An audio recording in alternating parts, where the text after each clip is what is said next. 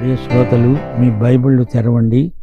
మొదటి దినవృత్తాంతములు 29వ అధ్యాయం మనము ఈ రోజున పాఠం చెప్పుకుంటాము. జాగ్రత్తగా నేర్చుకోండి. ఈ అధ్యాయంలో దావీదు మాట్లాడుతున్నాడు. దేవాలయం కట్టాలని దేవుడు నాకు ఆలోచన పుట్టించాడు. ఆలయ నిర్మాణానికి కావలసిన సామగ్రి అంతా సమకూర్చాను. నేను అక్కడ ఇక్కడ ఎన్నెన్నో విలువైన సరంజామాలు సేకరించాను. అదిగాక నా స్వంత నిధిలో నుండి కూడా ఆలయ నిర్మాణానికి బంగారము, వెండి కానుకగా ఇస్తాను. మీరు కూడా మనఃపూర్వకంగా ఇచ్చేది ఇవ్వండి. మీ త్యాగాన్ని రుజువు చేసుకోండి. ఇది దావీదు తన ప్రజలకిచ్చిన అంత్య సందేశం. యాకోబు, మోషే ఈ విధంగానే తమ అవసాన దశలో చివరి సందేశాలిచ్చారు. సొలొమోను ఎంతో గారాబంగా పెరిగాడు. దావీదు యుద్ధ విద్యలో ముక్కాకలు తీరిన యోధుడు. దావీదు తన జీవితంలో దేవునికి ప్రథమ స్థానమిచ్చాడు. దావీదు దాతృత్వంలో కూడా ఆదర్శప్రాయుడే. దావీదు కానుకల కోసం పిలుపు సవాలు ఇవ్వటంతోనే అధికారులు మొదలుకొని సాధారణ పౌరుల వరకు అమూల్యమైన కానుకలు తెచ్చి సమర్పించారు. రత్నాలు కూడా తెచ్చి కానుకలుగా ఇచ్చారు. బొక్కసము మీద అధికారి యెహీయేలు ఈ విరాళ ద్రవ్యమును స్వీకరించాడు. పూర్ణ మనస్సుతో ఇచ్చారు. ఈ పరిణామానికి, కానుకల పరిమాణానికి రాజు, ప్రజలు ఎంతో సంతోషించారు. అందరూ సమావేశము కాగా దావీదు మాట్లాడాడు. దేవుణ్ణి స్తుతించాడు. తండ్రి, ఇశ్రాయేలు దేవా, యెహోవా, స్తోత్రార్హుడా, మహాత్మ్యము, పరాక్రమము, తేజస్సు, ఘనత నీకే చెంది ఉన్నాయి. మహోన్నతుడా, రాజ్యము నీదే. ఐశ్వర్యానికి, గొప్పతనానికి నీవే కర్తవు. నీ చేతిలో బలప్రభావములున్నాయి. నీకు కృతజ్ఞతలు, స్తుతి స్తోత్రములు. మాకీ సామర్థ్యమిచ్చిన వాడవు నీవే కదా. నీ ఎదుట మేము ఏపాటి వారము? కలిగి ఉన్నదేదీ నీవు లేకుండా కలుగలేదు. నీ సన్నిధిలో మేము అతిథులము. ఈ లోకంలో మా ఉనికి, మనికి నీడలాంటివి, అస్థిరమైనవి. మేము ఈ మందిర నిర్మాణానికి పూనుకుంటున్నామంటే కర్తృత్వం నీదే గదా ప్రభు. అంతా నీదే. మేమందరము నీవారమే. హృదయ పరిశోధన చేసేవాడవు నీవే.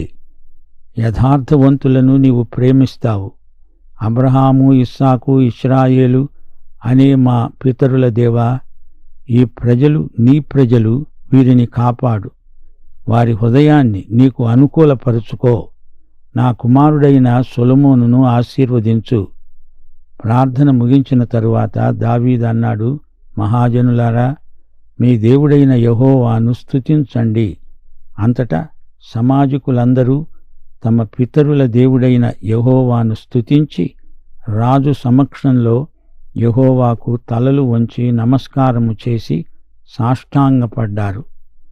20వ వచనం. శ్రోతలు గమనించారా?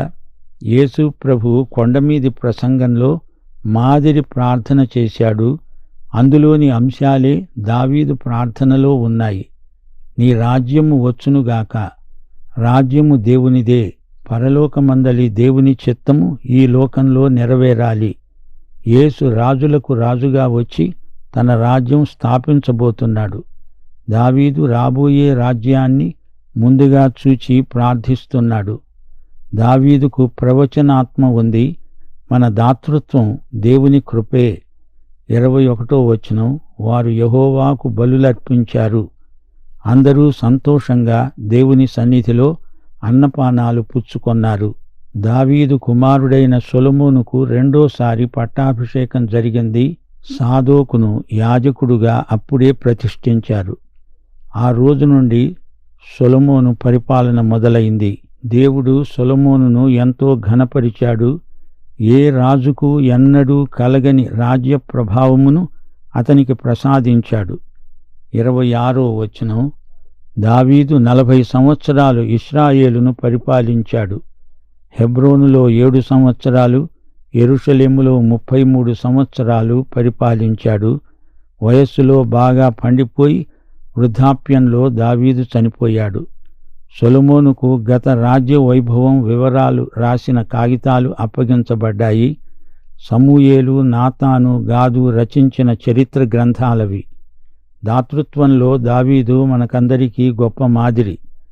అందరూ మనస్ఫూర్తిగా దేవునికిచ్చారు. మనకున్నదంతా దేవుడిచ్చిందే. మనం సొంతదారులం కానే కాము, గృహ నిర్వాహకులం. మనం ఈ లోకంలో ప్రవాసమున్నామని దావీదు గ్రహించాడు. హెబ్రీ పత్రిక 11వ అధ్యాయం 13వ వచనం, గృహ నిర్వాహకులు విశ్వసనీయులై ఉండాలి. సొలొమోను క్రీస్తు పూర్వం 970లో సింహాసనమెక్కాడు. ఆలయం కట్టడం కంటే అందులో ఆరాధించే ప్రజలు దేవునికి ఎంతో ముఖ్యం. ప్రార్థన మందిరం కంటే ప్రార్థన ముఖ్యం, ప్రార్థించేవారు ముఖ్యం. కట్టడం దేవుని నామ ఘనత కొరకైన సాక్ష్యం. మనకెంత ఉన్నది అనేది మన లెక్క. అందులో ఎంత దేవుని లెక్కలోకి వస్తున్నది అనేది ప్రశ్న. దేవుడు ఉత్సాహముగా ఇచ్చేవారిని ఎంతో ప్రేమిస్తాడు. మన దాతృత్వపు కృప వర్ధిల్లాలి. దేవుని కృపయందే మనకు క్షేమం. ఆధ్యాత్మిక విలువ లేని దాతృత్వం, అలాంటి నాయకుల నేతృత్వం వృధా. సొలొమోను తండ్రి అయిన దావీదు కంటే ఎక్కువ ఐశ్వర్యం సమకూర్చుకున్నాడు. దేవుడు సొలొమోనును ఎంతో ఆశీర్వదించాడు. మన పిల్లలకు ఆధ్యాత్మిక విలువల్నే వారసత్వంగా ఇవ్వాలి. దావీదుకు తన దేవునితో ఎంతో సన్నిహితమైన సంబంధం ఉంది. మొదటి దినవృత్తాంతముల గ్రంథంలో మొదటి 9 అధ్యాయాల్లో ఎన్నో పేర్లు వస్తాయి. వ్యక్తిగతంగా ప్రతి ఒక్కడూ వాస్తవంగా జీవించిన మనిషి. పేర్ల వెనుక ఉన్న వ్యక్తి దేవునికి ఎంత ముఖ్యమో ఈ జాబితాలో మనం గుర్తించగలం. ఈ అధ్యాయం 22వ వచనంలో సొలొమోనుకు రెండోసారి పట్టాభిషేకం జరిగిందని రాయబడింది. అలాగే అతని తండ్రి అయిన దావీదుకు కూడా 2 కాదు 3 అభిషేకాలు ఇవ్వబడినాయి. మన పేర్లు జీవగ్రంథంలో నమోదు చేయబడి ఉన్నాయని మనమెంతో ఆనందిస్తాము. ఫిలిప్పీ పత్రిక 4వ అధ్యాయం 3వ వచనం ఏమంటోంది? సేవలో సహకారుల పేర్లు జీవగ్రంథంలో రాసి ఉన్నాయి. రక్షిత ప్రజానీకంలో ప్రతి ఒక్కరి పేరు జీవగ్రంథంలో రాయబడి ఉంటుంది. మనమెంత గొప్పవారము, మన యోగ్యత లేవి అని దేవుడు చూడడు. క్రీస్తును బట్టి నీ పేరు ఆయన జీవగ్రంథంలోకి ఎక్కుతుంది. అది కేవలము దేవుని కృప. మొదటి దినవృత్తాంతములు మొదటి 9 అధ్యాయాల్లో ఉన్న పేర్లు కొన్ని మా శ్రోతల దృష్టికి తేగోరుతాము. అబ్రహాము విశ్వాసులకు తండ్రి. ఆకాను ఉన్నాడు చూడండి. ఇతడు శాపగ్రస్తమైన దానిలో కొంత అపహరించి శాపానికి గురి అయ్యాడు. తరువాత మరో పేరు యబ్బేజు. ఇతడు తన సహోదరులలో ఘనత నొందినవాడు. వేదనతో ఇతణ్ణి కని తల్లి ఆ పేరు పెట్టింది. యబ్బేజు ప్రార్థన ఎంతో అర్థవంతమైనది. దేవా, నీవు నన్ను నిశ్చయముగా ఆశీర్వదించి నా సరిహద్దును విశాలపరచి నీ చెయ్యి నాకు తోడుగా ఉంచి నాకు కీడు రాకుండా తప్పించు. రూబేను పేరుంది. ఇతడు జ్యేష్ఠుడైన అతని జన్మహక్కు యోసేపు కుమారులకు ఇవ్వబడింది. రూబేను పాపం చేశాడు గాని యోసేపు శోధనలను గెలిచాడు. మొదటి దినవృత్తాంతములు 1 నుండి 9వ అధ్యాయం వరకు పేర్లను జాగ్రత్తగా చదివి చూడండి. మీకేమనిపిస్తుంది? 10వ అధ్యాయంలో సౌలు మరణం పేర్కొనబడింది. మొదట్లో బాగానే ఉన్న సౌలు జీవితం విషాదాంతం. దేవుని మాటను పెడచెవిని పెట్టిన అవిశ్వసనీయుడు, భ్రష్టుడు, మనుష్యుల పొగడ్తలను కోరిన ప్రజానాయకుడు. సౌలు దావీదుపై విద్వేషాన్ని పెంచుకున్నాడు. తానే దేవునికి దూరమైపోయాడు. దావీదు దేవునికి విధేయుడు. దావీదు గొప్ప నాయకుడు. నమ్మకమైన వారికి బాధ్యతలు అప్పగించాడు. దావీదులో ఆకర్షణ ఉంది. ఎందరినో దావీదు వ్యక్తిత్వం ఆకర్షించింది. చిన్నవారిని తెచ్చి దావీదు వారిని గొప్పవారినిగా చేశాడు. సౌలు గొప్పవాళ్లను తెచ్చి వారిని చిన్నవారినిగా చేసి విడిచాడు. దావీదును చూడండి. అతడు పనివారిని ఏర్పరచుకున్న విధానం ప్రశంసనీయం. మీరు సమాధానము కలిగి నాకు సహాయం చేయడానికి నా వద్దకు వచ్చి ఉంటే నా హృదయం మీతో అతికి ఉంటుంది. మీరు కుట్రాలోచనలతో వచ్చి పంచమాంగ దళమై శత్రువులతో కుమ్మక్కి అయితే దేవుడు మిమ్మలను శిక్షిస్తాడు అన్నాడు. ఈ రోజున యేసు ప్రభు యొక్క సైన్యంలోకి క్రమశిక్షితులైన యోధులు కావాలి. స్వచ్ఛంద సైనికులు, సేవకులు కావాలి. దావీదు జీవితంలో మరో ముఖ్యమైన అంశాన్ని మనం గుర్తించక తప్పదు. దేవుని మందసాన్ని తరలించటంలో దావీదు తప్పటడుగు వేశాడని విన్నాము. ఆసక్తి, ఉత్సాహము ఉంటే చాలదు. దేవుని పద్ధతిలోనే దేవుని పని చెయ్యాలి. మందసాన్ని తేవాలనే ఆశ మంచిదే కాని దాన్ని తెచ్చిన విధానం దేవుడు ఆమోదించింది కాదు. దేవుని మహిమ అంటూ పరోక్షంగా స్వంత మహిమను కోరడం సైతానీయ దుష్ప్రేరణ అనడంలో సందేహం లేదు. మందసాన్ని ఎలా తేవాలి అంటే ఏ లేవీయుడైనా సలహా చెప్పగలడు. కాని దావీదు అడగాల్సిన వారిని అడగలేదు. అసలు దేవుణ్ణి అడగనేలేదు. మందసమంటే అది ఎలాంటిదనుకున్నారు? 99వ కీర్తన 1వ వచనం, యెహోవా రాజ్యం చేస్తున్నాడు, జనములు వణకాలి. ఆయన కెరూబుల మీద ఆసీనుడు. భూమి కదులుతుంది. దేవుని సింహాసనాన్ని మనిషి ఎవడు చెయ్యి పెట్టి నిలపనక్కర్లేదు. మందసం లేవీయుల భుజాల మీద ఉండాలి. ఉజ్జా మందసాన్ని ముట్టకూడదు. దేవుని పద్ధతులకు భిన్నమైన విధానాలు అరిష్టానికి దారితీస్తాయి. ఈ పాఠం దావీదే కాదు, మనమంతా నేర్చుకున్నాము. పని ఆరంభించకముందే ఆ పని ఎలా చెయ్యాలో దేవునితో సంప్రదించాలి. తీరా ఉజ్జా చనిపోయాక అయ్యో అని విచారించి ఏం ప్రయోజనం? శిష్యత్వానికి వెల చెల్లించాలి. నిర్మాణాత్మకంగా కట్టాలంటే అది దైనందిన పోరాటమే. ఎవడైనా తన సిలువనెత్తుకొని మోస్తూ నన్ను వెంబడించని ఎడల వాడు నా శిష్యుడు కానేరడు. గోపురం కట్టాలంటే, రాజు మరో రాజు మీదికి దండెత్తాలంటే దానికయ్యే వెల చెల్లించాలి గదా. మీలో తనకు కలిగినదంతా విడిచిపెట్టని వాడు యేసు శిష్యుడు కానేరడు.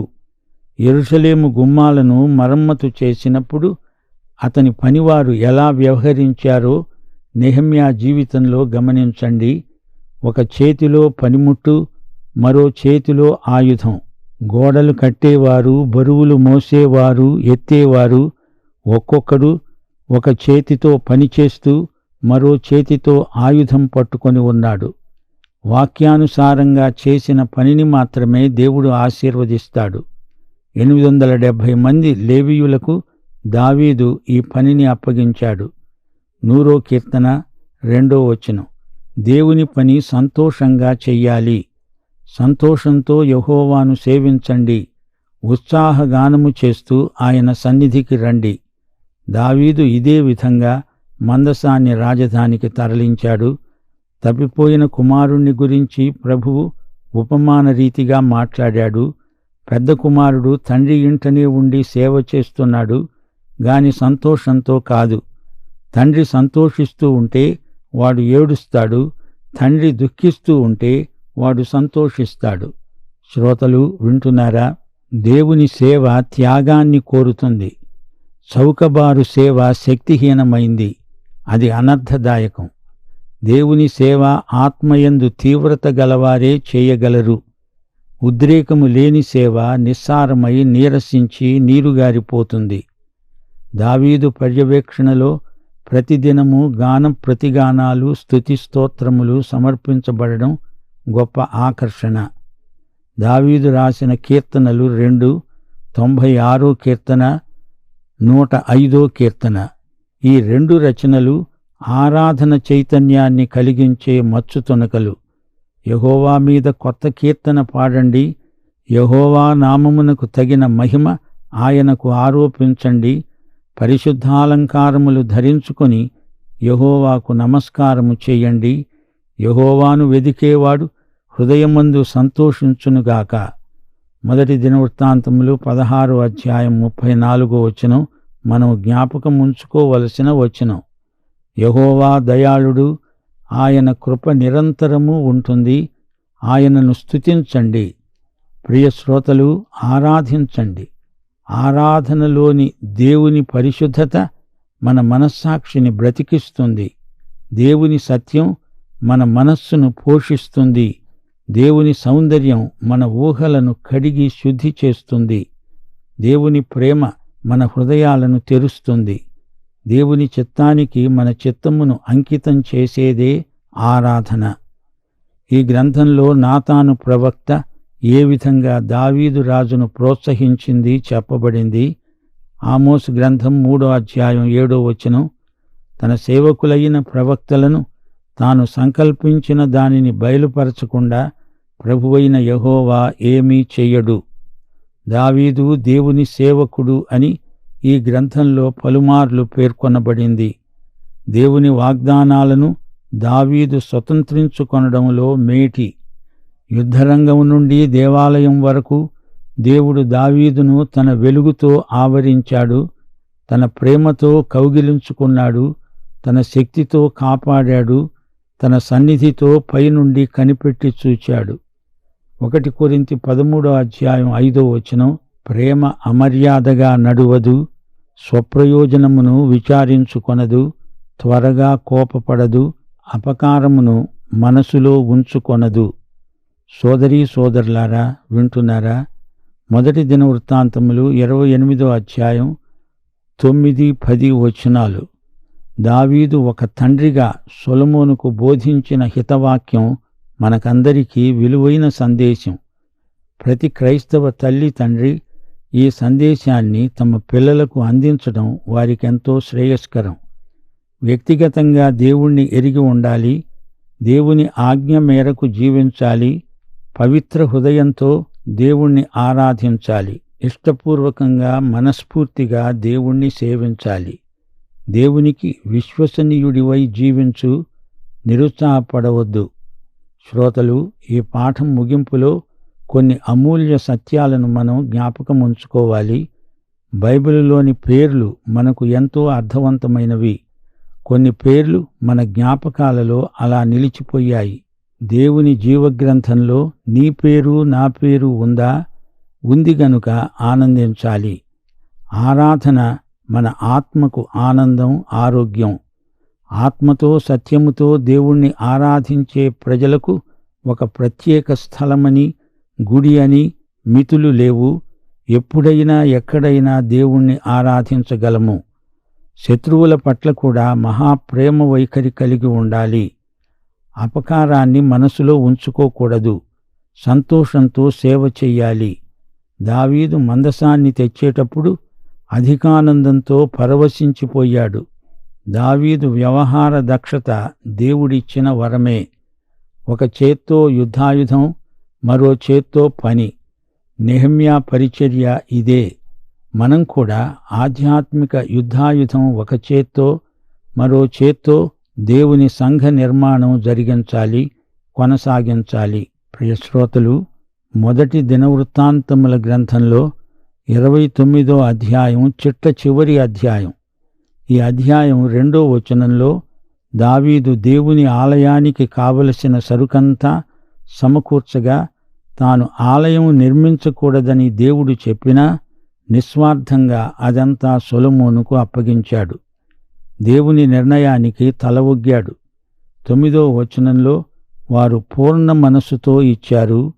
ఫలితంగా అందరికీ సంతోషం.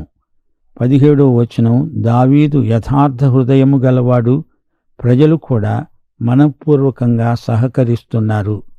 18వ వచనంలో దావీదు ప్రార్థనలోని ముఖ్యాంశం, దేవా, పితరుల దేవా యెహోవా, నీ ప్రజలు హృదయపూర్వకంగా సంకల్పించిన ఈ ఉద్దేశ్యాన్ని నిత్యము కాపాడు.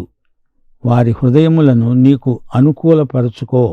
అనగా ఈ ప్రజలు నీకు విధేయులై నీ చిత్త ప్రకారము జీవించే కృప దయచెయ్యి. 1 రాజులు 11వ అధ్యాయం 3వ వచనం, సొలొమోను చివరికి ఏమైపోయాడు? అతనికి 700 మంది భార్యలు, 300 మంది ఉపపత్నులు. అతని భార్యలు అతని హృదయాన్ని తిప్పివేశారు. విషాదకరం.